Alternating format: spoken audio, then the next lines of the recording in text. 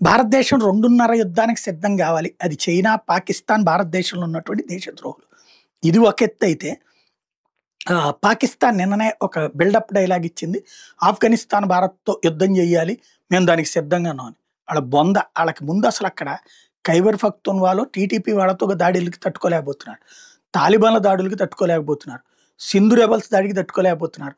Imran Khan group వాళ్ళ దాడికి తట్టుకోలేకపోతున్నారు. Baloch rebels దాడికి తట్టుకోలేకపోతున్నారు. నిజంగా పాకిస్తాన్ దెబ్బకొట్టాలంటే అందరూ ఒకేసారి గనక దాడి చేస్తే పాకిస్తాన్ ముక్క చెక్కలయ్యి 3 ముక్కల కిందన మిగులుతుందా? 3 మెక్కలు మిగులుతాయో, ఒక ముక్క మిగులుతుందో అర్థం కాదు. అంత గందరగోళంగా ఉంది. బెలూచ్ రెబెల్స్ బెలూచ్ తీసుకుపోవాలనుకుంటున్నారు. తెహ్రీక్ తాలిబాన్ వాళ్ళు ఖైబర్ పఖ్తూన్వా తీసుకుపోవాలనుకుంటున్నారు. పీఓకేలో ఉన్నటువంటి వాళ్ళు తిరగబడి కాశ్మీర్‌లో గెలిచిపోవాలనుకుంటున్నారు. ఇయన్నీ గనక జరిగితే పాకిస్తాన్‌లో ఏం మిగులుతది? పంజాబ్, సింధు మిగులుతది. ఇక అది తప్పించి ఇంకేం మిగలదు. కాపోతే ఏంటంటే అతి డైలాగులతో మాత్రం బిల్డప్‌తో బతికేస్తుంటదది.